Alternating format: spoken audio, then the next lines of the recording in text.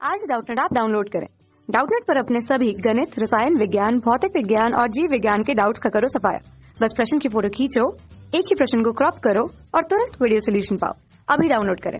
Hello दोस्तों, हमारा प्रश्न है एकल रेखा छिद्र द्वारा प्रकाश के विवर्तन को समझाइए और विवर्तन पैटर्न में तीव्रता वितरण की व्याख्या करें। ठीक है, तो प्रश्न में बोला जा रहा है हमें एकल रेखा छिद्र द्वारा प्रकाश के विवर्तन को समझाना है। तो सबसे पहले इसके लिए हम प्रायोगिक व्यवस्था देखते हैं। तो देखिए यहाँ पर एक हमने अपारदर्शी क्या लिया है, स्लिट लिया है, जिसमें हमने ए चौड़ाई का द्वारक बनाया है, मतलब छिद्र किया है। ठीक है, और यहाँ पे की जो स्लिट है और यहाँ पे ये पर्दा है जहाँ पे हमें विवर्तन प्रतिरूप प्राप्त होगा। और स्लिट से पर्दे जो होती है वह लगभग काफ़ी दूर होती है, जिसके कारण हम क्या करते हैं, वहाँ पे एक उत्तल लेंस को रखते हैं और उत्तल लेंस के फोकस तल पे हम क्या करते हैं, पर्दा को रखते हैं उस दूरी पे। ठीक है, इसका कारण क्या है उत्तल लेंस रखने का, कि चूंकि स्लिट और पर्दे के बीच की दूरी काफ़ी अधिक होती है, इसीलिए जब प्रकाश तरंग का विवर्तन होता है तो विवर्तन प्रतिरूप वह हमें क्या दिखता है, धुंधला दिखता है, जिसके कारण हम उसके तीव्रता प्रारूप को स्पष्ट रूप से नहीं देख पाते हैं। इसीलिए क्या करते हैं हम लोग, एक उत्तल लेंस का उपयोग करते हैं, ताकि चूंकि उत्तल लेंस क्या होती है कि अभिसारी लेंस होती है और इसकी प्रकृति क्या होती है कि जो भी समांतर किरणें आती है उसे यह एक बिंदु पे फोकसित करता है। ठीक है, तो इस तरह से क्या होगी, जो भी विवर्तित किरणें होंगी वो क्या होगी, उत्तल लेंस से अपवर्तन के फलस्वरूप जब पर्दे पे जाएगी तो वह एक बिंदु पे फोकसित होगी और वहां पे हमें विवर्तन प्रतिरूप प्राप्त होगा। ठीक है, यहाँ पे देखिए जो भी किरणें प्रकाश तरंग जा रही है, ठीक है, यहाँ पे एक हम प्रकाश स्रोत S1 ले रहे हैं, तो इससे जो भी गोलीय तरंगार्ग निकलती है, ठीक है, यह छिद्र से होकर के क्या करती है, सब तरंग की जो द्वितीयक तरंगिकाएं होती है एक दूसरे से क्या करती हैं, अध्यारोपित होकर के हमें विवर्तन प्रतिरूप प्राप्त कराती है। ठीक है, और ये जो विवर्तन जो कोण है वो क्या मान ले रहे हैं हम, थीटा है। थीटा कोण पे जो भी किरण तरंग है, प्रकाश तरंग, वह उत्तल लेंस अपवर्तन के पश्चात और यहाँ पे स्लिट के जो किनारे, जो अवरोधक के रूप में हम ले रहे हैं, स्लिट के किनारे से मुड़ने की प्रवृत्ति दर्शाती है, जो क्या होती है, प्रकाश की विवर्तन की घटना को हमें बताती है। ठीक है, तो इस प्रकार विवर्तित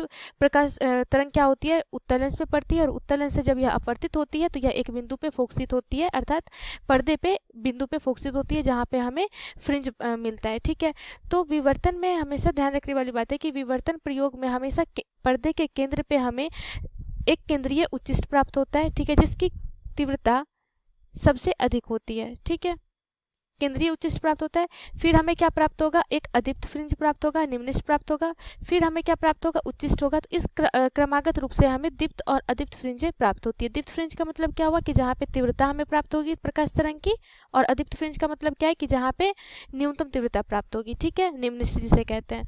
तो अगर हम तीव्रता प्रारूप की बात करें तो सबसे अधिक हमें कहाँ प्राप्त होता है, यह हमें केंद्र पे प्राप्त होता है।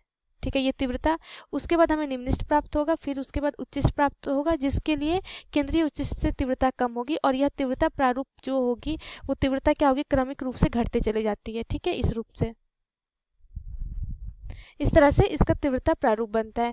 तो यहाँ पे देखिए, अगर हम यहाँ पे थीटा के लिए और ये जो द्वारक है उसमें संबंध देखें तो साइन थीटा बराबर जो होता है ये प्लस माइनस लैम्डा बाई ए होता है। ठीक है, जहाँ पे लैम्डा क्या है, प्रयुक्त प्रकाश का तरंग दैर्ध्य होता है। ठीक, और ए क्या है, ये द्वारक है या फिर स्लिटों के बीच की दूरी हम कह सकते हैं। तो साइन थीटा प्लस माइनस का अर्थ क्या है कि चूंकि पर्दे पे केंद्रीय उच्चिष्ट के कारण पर्दे दो भाग में तीव्रता प्रारूप को समझा जा सकता है, जो क्या होता है, इक्वली डिवाइडेड होता है। तो पर्दे के ऊपर जब हम लेते हैं तो इसे हम लोग धनात्मक से सूचित कर देते हैं और ये ऋणात्मक से, बस समझने के लिए। ठीक है, तो यहाँ पे साइन थीटा बराबर क्या लिख सकते हैं हम लोग, प्लस माइनस लैम्डा बाई ए। इसी आधार पर अगर हम तीव्रता प्रारूप अगर हम बनाएं, ठीक है, तो तीव्रता प्रारूप हम किसके किसके बीच में बनाएंगे, साइन थीटा और तीव्रता जो हमें प्राप्त हो रही है आई और साइन थीटा के बीच में। तो इसके लिए हमें क्या प्राप्त होगा, केंद्रीय उच्चिष्ट पे अधिकतम तीव्रता प्राप्त होगी, फिर हमें निम्निष्ट प्राप्त होगी, फिर उच्चिष्ट, और इस तरह से तीव्रता क्या हो जाएगी, क्रमिक रूप से घटते चले जाएगी। ठीक है, ये क्या हो जाएगी, क्रमिक रूप से घटते चले जाएगी। और यहाँ पे ये जो निम्निष्ठ हमें प्राप्त हो रहा है वो कहाँ पे प्राप्त होगा, लैम्डा बाई ए पे, और ये माइनस लैम्डा बाई ए पे। फिर दूसरा कहाँ प्राप्त होगा, माइनस 2 लैम्डा बाई ए, और यहाँ पे माइनस 2 लैम्डा बाई ए। इस तरह से ये हमें निम्निष्ठ प्राप्त होता है और उच्चिष्ट प्राप्त होता है। और सबसे अधिक कहाँ पे हमें आई नॉट अगर हम तीव्रता माने, ठीक है, तो यहाँ पे केंद्रीय उच्चिष्ट पे सबसे अधिक तीव्रता हमें प्राप्त होती है। और दो निम्निष्ठों के बीच की जो दूरी होती है वही क्या होती है, केंद्रीय उच्चिष्ट की चौड़ाई होती है, जो कितनी होती है, 2 थीटा बराबर क्या होता है, 2 लैम्डा बाई ए के बराबर। ठीक है, तो इस प्रकार से हमें तीव्रता प्रारूप प्राप्त होता है एकल रेखा छिद्र द्वारा प्रकाश के विवर्तन में। धन्यवाद। कक्षा 6वीं से 12वीं से लेकर नीट, IIT, JEE वो एडवांस के लेवल तक 1 करोड़ से ज्यादा छात्रों का भरोसा। आज ही डाउनलोड करें डाउटनेट ऐप या व्हाट्सएप करें अपने सारे डाउट्स 8400 400 400 पर।